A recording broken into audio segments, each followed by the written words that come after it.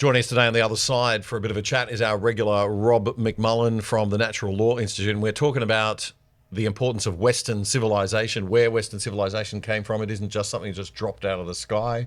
It's pretty important and based on some principles that have evolved over hundreds and maybe thousands of years. Well, definitely thousands of years. So, Rob, we were talking about the rule of law and the importance of the rule of law and the importance of having agreement to enable a society to prosper and, really take care of, making sure that we don't have despotic leaders and kings, and we don't have, ruled by pirates and violence, and we're protected. We have a system and process. We've got to protect that rule of law. We're sort of seeing that play out in Los Angeles right now, I guess, a little bit, right? Because if you have that, then people can make stuff and do stuff. Yeah, that's right. You're not going to have people raiding stores and ripping off. This is the thing that people don't realize, that a lot of people look at the less economically well off, although I would question whether that's a bit of an insult to the non-violent ones, but the ones that are going in and stealing from, the local pharmacy and Target and Walmart and just walking out the door and say, oh, well, they're poor people, it doesn't matter, and that's a rich corporation. No, they're actually stealing from the workers who work for those companies. They're stealing from the community who won't have a Walmart or a Target anymore when it has to shut down because it can't make a healthy profit. It's kind of like punching yourself in the face, isn't it? It's punching yourself in the face. And, President Trump stepping in, or the authorities stepping in, or the authorities not stepping in is not a good thing, right? So Governor Newsom not doing anything about it, Trump having to step in.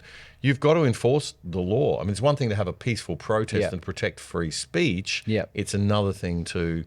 So free speech, and this is where I get a little bit, because, you don't get the uprising, you don't get change if you don't let people speak, but it has to be non-violent, it has to be done in parliaments and things, right? So let's talk about another value that evolved in the West, the idea of truth before face. Okay. Or truth over face. Now, face means if you're offending people or they have a self-image, or their status. We have a long tradition of, in the institutions of discovery and things like that, challenging the dominant consensus, and that's how we've moved forward. Whereas, other civilizations don't necessarily have that as much. And the idea is that even if it offends people, you should have the ability to demonstrate a truth or to challenge consensus. And that way we adapt and we move forward and we find new stuff. Right. So adversarialism is good. It just can't be with Molotov cocktails and petrol bombs. It's got to be sitting down, having a conversation in a parliament. Absolutely. And trying to reach agreement. Yeah, that's the idea. So maybe we can pull up that slide. Yeah, let's have a look at that. The idea of truth before face as a definition. Telling the truth even if it offends, humiliates or causes discomfort, because the truth is necessary for trust, cooperation and justice, while protecting feelings at the expense of truth undermines all three. That's a bit what sort of modern identity politics, what people call wokeism, is the problem with that, right? Is that we're so scared of offending that we aren't being honest and open and true. Yeah, exactly. And once again, the history of this in European civilization, we had the Indo-European tribal structure. We did truthful speech under oath. There's Greek rationalism and public argumentation. Greeks, democracy is dependent on argumentation and adversarial truth finding. That's right. Roman law and testimonialism, Christian moral innovation, Anglo common law and the jury system. So all the way through our civilization, we've had different institutions that put in place this idea of truth before face. Other civilizations don't do that. Other civilizations will put harmony before truth, which means don't speak if it's going to upset social harmony. That is a huge factor in Chinese culture, the idea of face. The first thing a Western executive learns when they move to Asia is you've got to respect face. You've got to respect... So you can destroy a business relationship, and Australians have this problem because we have very high truth, fair dinkum, fair dinkum, mate, get to that was our sort of way of, knocking people back to reality, and don't get too big for your boots and don't put on any airs and graces, get back to truth and reality. Whereas you take that into business in Asia and you might get into a bit of trouble if you're too blunt, if you're seen as being too blunt or too forthright or too open. So because you've got to protect face. I think it's a negative thing, and I did express that to my respectfully to my Chinese colleagues, that it's not a good aspect of Chinese culture in the same way that the tall poppy syndrome is not a good aspect of our culture. Correct. But I think it's something that you've got to eventually, civilization has to move beyond that, right? Because truth is so important. I think for us, like I said in the first segment, with the Institute's position, we try to be value neutral. And I would personally say that if Chinese civilization has evolved that way, there's probably a reason for it. So there's probably a trade-off between social harmony and discovery of the truth. Yeah. And so, I mean, we try not to be, you know, supremacists of any one culture necessarily. If you're talking about the theory, we just sort of say it's going to have this outcome versus this outcome, and which one do you want? You know? Yeah. Well, that's very nice of you, but I'd rather not turn on the TV at CCTV in China, you know, and watch, you know, waterfalls and raindrops and have this beautiful, soothing music, all very peaceful. Meanwhile, the government's going out and locking people up and shooting them in the back of the head and things like that. I'm a Western man, so I agree with you absolutely. And the funny Western men. That's right. The funny thing is that the smart business operators in China or even Japan too will hire a Westerner to tell them the truth. Yeah, because their subordinates won't. So they say, well, we need a competitive edge. Just give it to me straight.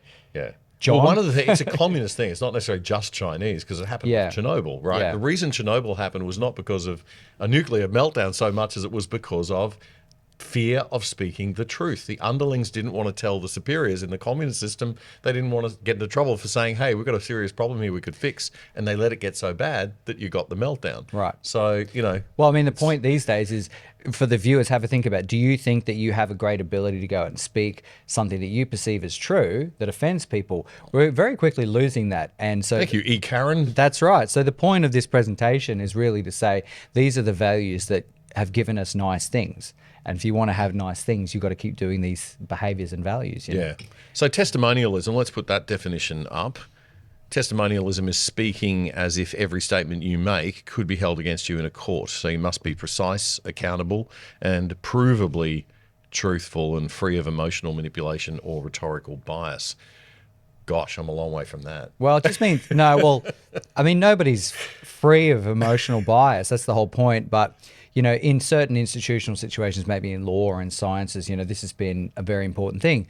It just means testifying. Give me the facts without the emotional inflation, you know. And once again, that's got a history in our prehistory. It actually started in warring Indo-European tribes where, you know, that you'd have a scout come back to your tribal leader and say, don't tell me how you feel about it. Tell me what you saw over the hill. How many men do they have? Blah, blah. You know, in situations of life or death, you need to just stick to the facts. But once again, that's got an institutional evolution all the way through. And because in PR, funnily enough, when people think of public relations as being all about, create some spin, but in reality, public relations is about building trust and good reputation over time with stakeholders. And to build trust, you've got to speak the truth, you've got to act on the truth, you've got to show your business partners and the community that you do what you say you're going to do. So it's the repeated, trust is built by the repeated actions over time that reflect what you said you were going to do. That's what builds trust, and then that builds reputation. That's and right. Reputation gives you a business edge because it greases the wheels of, I don't have to walk in and show you my CV every time. It's like, you're Damian Curry or you're Rob McMullan. I know that you have a very good reputation. I've heard that about you. And trust reduces cooperation. The more we can cooperate and the lower the cost of cooperation, the more stuff we can build and the more things we can do. It increases cooperation. Yeah, which increases wealth. Yeah. Yeah, it decreases the cost of cooperation. So it's really hard to cooperate with someone you don't trust. Yeah. So if you look at the culmination in the West of truth before face, speaking the truth about things, so even you if get it offends adversarial people, discovery. You get to learn new things by having a peaceful adversarial debate, which is what the Westminster parliamentary system of the Western civilization is all about. It's so important. And testimonialism, testifying to the facts without the emotional manipulation and the emotional loading. So what does that actually give the West? Well, to go back to one academic that I follow, his name is Dr. Duchesne. He's written a book called Greatness and Ruin, Self-Reflection and Universalism Within European Civilization. He claims, frequently emphasizes that approximately 97% of scientific advancements and modern inventions have come from Europe. So that's what that gives you. Wow. Speaking the truth, even if it offends people, and sticking to the facts, demonstrating the facts, and allowing people to do that, that gives you 97% of the discovery of the world. Which is what our universities used to be about. That's what they used to be about. They have to get back to that. To contrast that now, you know, when I say testimonialism is give me the facts without the emotional loading, well, what did they do during COVID? You're killing grandma. Yeah. How emotionally loaded is that? Doesn't get more emotional. So our if you don't take this shot, you are Yeah. letting down the whole community That's when in actual right. fact you weren't. It's all just emotional manipulation. But the sad thing is, I mean, we have 2,000 or even 5,000 years of institutionalizing these ideas that of stick to the facts, just give me the facts. And then now our institutions now, which should be leading the way with these values, have reverted to extreme emotional manipulation, not the facts. Which is why I cane people like Punters Politics and that Australia Institute nonsense, because that is betrayal of trust. That's spin and doctoring of information in certain ways to make it. And we're just going to erode that. We don't have a lot of resources, but we're going to do our best to erode that. Exactly. And just get the truth out there, the facts out there over, so that people can make their own minds up. We'll come back in a moment with Rob McMullan from the Natural Law Institute in just a moment.